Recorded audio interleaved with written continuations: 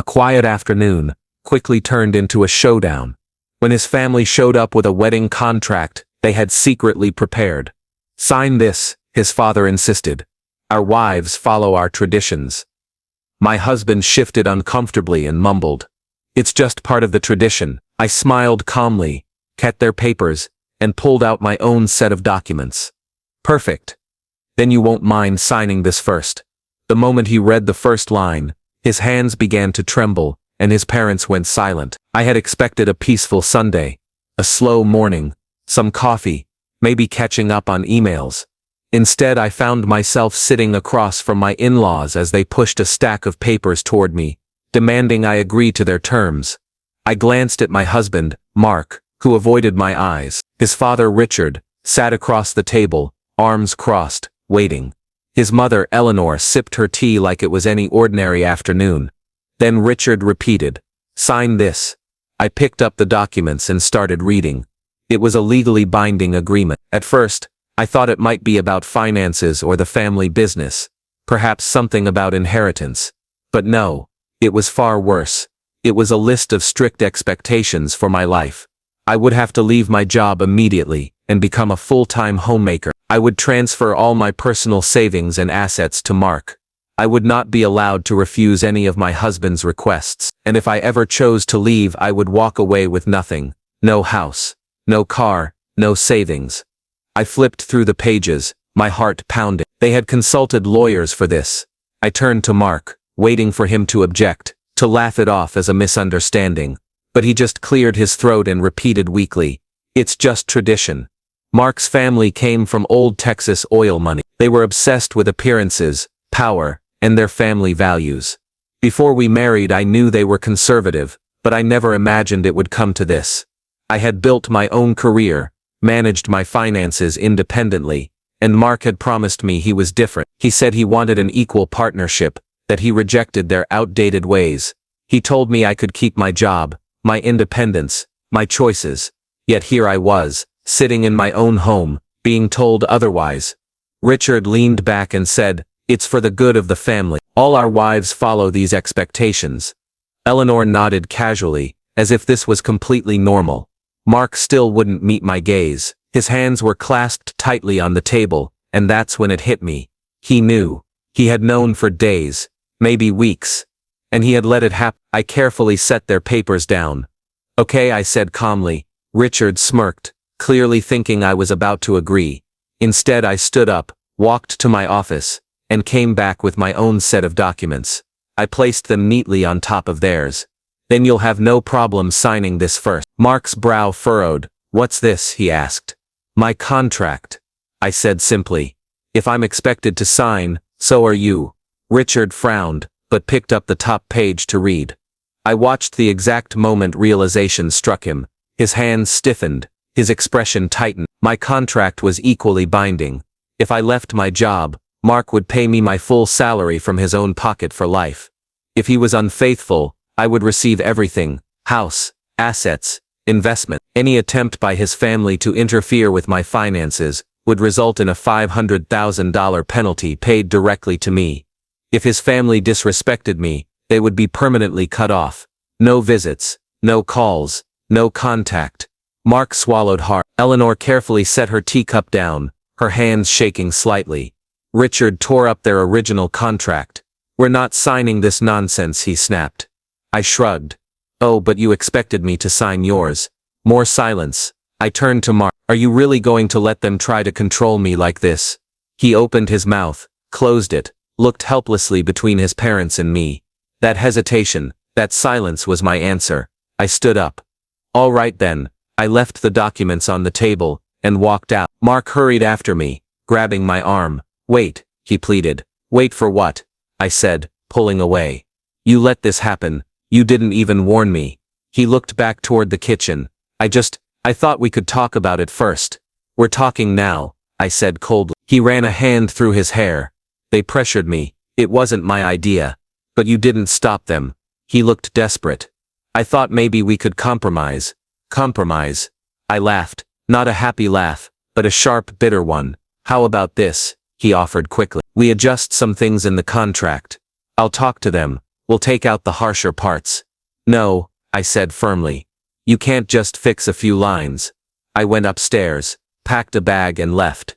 That night, Mark called and left voicemail. After voicemail, he said he was sorry, that he never wanted it to go that far. He begged me to come home. I said I would consider it, only if he cut his parents off completely. The next day, Mark flew to Texas. Not to break ties, but to apologize to them. 3 days passed with no calls, no messages. The man who once promised we were a team, had made his choice. On the 4th day he finally called. Hey, he said, his voice tired. I want to talk. Can I come over? Against my better judgment, I agreed. He showed up that evening, looking exhausted.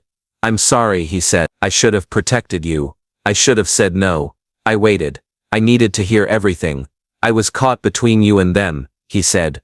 My father, he's not the kind of man you easily refuse. I crossed my arms. You just did. You tore up his contract. That's different, Mark said, rubbing his face. I don't want to lose you. I told them that. For a moment, I almost believed him, until he pulled out another envelope. They agreed to change a few things. My heart turned cold. You negotiated.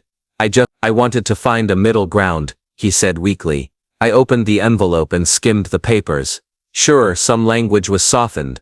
I didn't have to quit my job immediately, just transition toward a family-centered role. I didn't have to surrender all my money, just participate in joint financial management, where Mark would be the primary decision-maker, and the clause about fulfilling all requests, still there, hidden under words about mutual respect.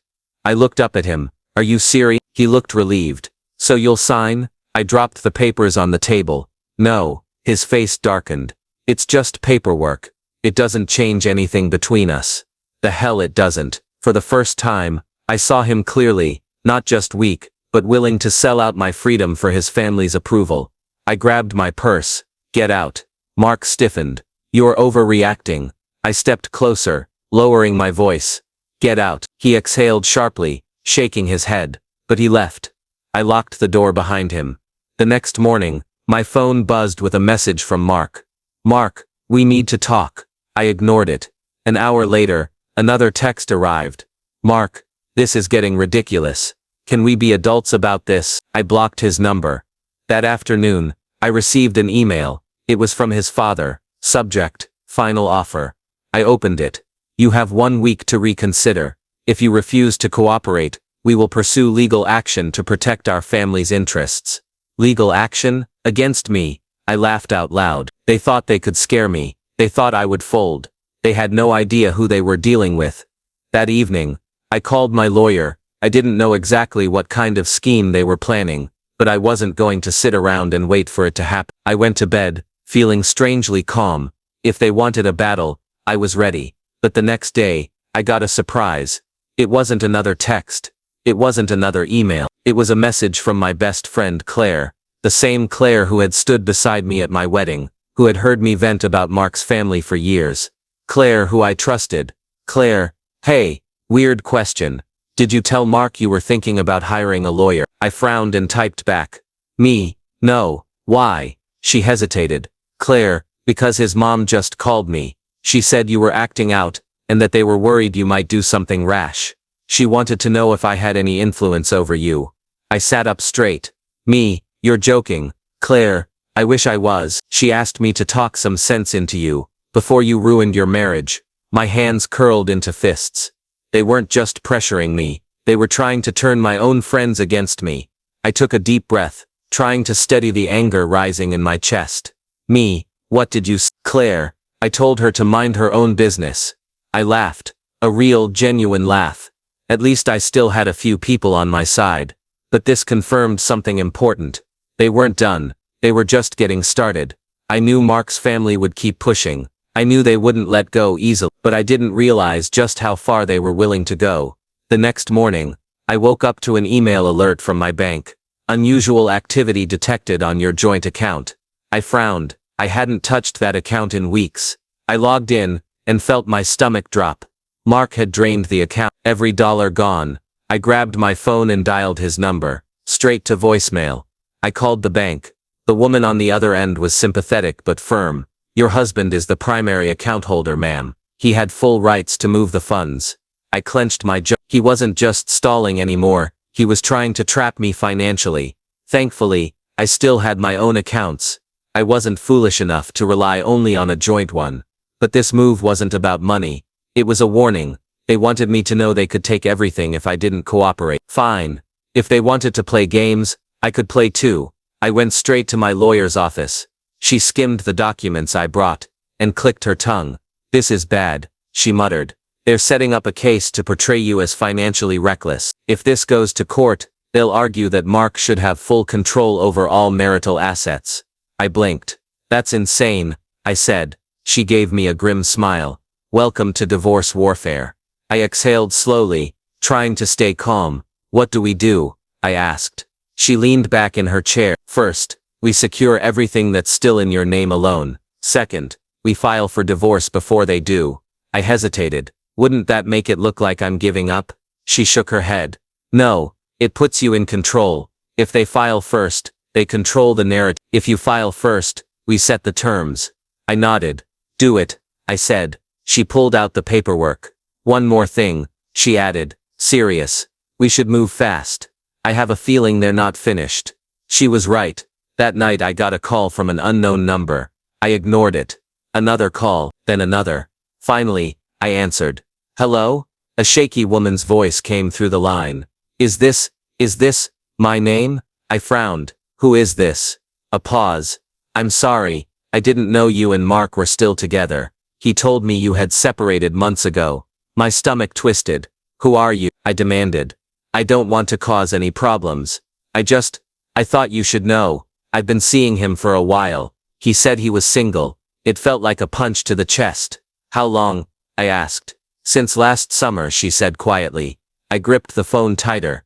Do you have proof? A moment later, a ping. She sent screenshots, texts from Mark, pictures, dates, hotel reservations. At first glance it all looked convincing. But then I noticed, it was fake. The hotel names were real, but I knew those were places Mark had traveled for work. The text messages had strange formatting, like they had been edited.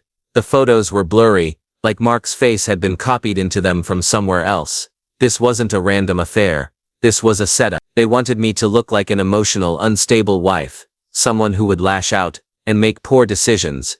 It was a trap, but they had underestimated me. Instead of reacting, I decided to play along and texted back. Can we meet? I just want to understand. She agreed. The next day, I met her at a coffee shop. She was young, in her early 20s, nervous, and too polished. It was the kind of nervousness that didn't come from guilt, but from rehearsing a lie. I acted devastated, let her talk, and when she finally let her guard down, I leaned in and whispered, "You're a terrible liar." Her eyes widened. I smiled. Who paid you? Mark's parents or Mark himself? She froze. And just like that, I knew I was right. She wasn't a mistress. She was an actress. I pulled out my phone and took a picture of her shocked face. Thanks for your time, I said, and then walked away. That night, I sent Mark a message. Tell your parents next time they try to set me up, they better be smarter about it. No response. I waited an hour, then my lawyer called. You won't believe this, she said. Mark's lawyer just sent over a counter-offer. I raised an eyebrow. They're offering a clean divorce. No financial claims, no court battles. They just want you to sign and walk away. I frowned. That didn't make sense. They had been so determined to trap me. Why back down now? Then it hit me. They were scared. They had pushed too hard, used too many dirty tricks, and knew that if I kept digging, I'd find something worse. They wanted me to disappear before I exposed them. But I wasn't going anywhere. I didn't take the bait. I didn't sign their clean divorce offer because I knew something they didn't. I wasn't leaving quietly. They wanted to sweep everything under the rug, have me disappear before I could do any damage. But I wasn't the type to walk away without answer. So I did what they feared most. I went to Texas. Mark's family's estate was exactly what you'd expect. Massive, sterile, and built to impress. I wasn't invited, but I walked through the front doors anyway. A housekeeper gasped when she saw me. Mrs. She stuttered, clearly startled. Where are they? I cut her off. She hesitated, eyes darting toward the sitting room. I followed her gaze and pushed the doors open. Richard. Eleanor, and Mark were all there, talking, planning, plotting. They froze when they saw me. Mark stood up first. "What are you doing here?" I dropped my purse onto the table, figuring out why you suddenly want me to leave so badly. Richard sighed, rubbing his temples like I was an inconvenience. "You had a chance to take the offer and walk away with your dignity." I crossed my arms. "Oh, my dignity is just fine. Yours though." I tilted my head. "Not so much." Eleanor sat down, her usual calm mask cracking. "This is unnecessary, dear. What's done is done." I shook my head. "No, what's done is about to be undone." I pulled out my phone and placed it on the table, hitting play. The recording of the conversation with the actress began. Every word, every slip-up, every second of her stammering when she realized I knew she was lying. Eleanor's face drained of color. Richard's expression didn't even change. And Mark, he looked at me like he'd never seen me before. I leaned forward. "So let me get this straight. You faked an affair, took money from our joint account, tried to frame me as unstable, and now you're offering me a clean divorce to keep me quiet." Richard folded his hands on the table. "We did what we had to do." Mark flinched. Richard snapped, finally losing his cool. "She doesn't get to walk in here and act like she's one of us." Silence. That was when I felt it. The real truth behind everything. It was never about Mark. Not really. It was about control. They had spent decades building their world, one where they controlled their image, their wealth, their wives, and everything around them. I had ruined everything because I wasn't obedient. I wasn't scared of them. And worst of all, I wasn't leaving quietly. I smiled. Not a warm smile, but a dangerous one. "You think I came here to beg?" I asked. "I didn't." I pulled out a folder and slid it across the table. Richard opened it, and his face went stone cold. Inside was a lawsuit. Financial abuse, fraud, defamation. I turned to Mark. "You emptied our account. My lawyers already filed to recover every cent." I turned to Eleanor. "You hired someone to fake an affair. Defamation lawsuit incoming." I turned to Richard. "And you tried to control me with contracts and threats." I smiled. "You're about to find out what real consequences feel like." Silence. Then Richard stood up so fast, his chair scraping against the floor. "You wouldn't dare," he hissed. I stood up too, unshaken. "Oh, Richard." I leaned in. "I already did." His jaw clenched. "This will destroy Mark." I turned to my husband, my soon-to-be ex-husband. "Mark, do you really think your father cares about you?" Mark didn't answer. "Wake up," I said. "He's not protecting you. He's using you just like he's using your mother. Just like he tried to use me." Eleanor flinched like I had slapped. Mark finally spoke. "You set me up," he whispered. His father turned to him, face unreadable. "You let me believe the affair was real," Mark continued, voice shaking. "You lied to me." Richard didn't deny it. He didn't even try, because in his mind, it wasn't a lie. It was just necessary. Mark looked broken, but it was too late for him. I grabbed my purse. "I'll see you in court." Then I turned and walked out. This time, nobody stopped me. The lawsuit made headlines. Mark's parents settled quietly, desperately throwing money at me to make it all go away. Mark tried to apologize, but by then I was done listening. And me, I walked away with everything they thought they could take from me. Not just money, not just my dignity, my freedom. I used to think love was enough, that if two people cared about each other, they could get through anything. I don't believe that anymore, because love without respect isn't love, and marriage without trust isn't a marriage. So I moved on. I built a new life, one where no one, not a husband, not a father-in-law, not anyone would ever have power over me again. And if Mark ever wonders what went wrong, he can just look in the mirror, because in the end, he didn't just lose me, he lost himself.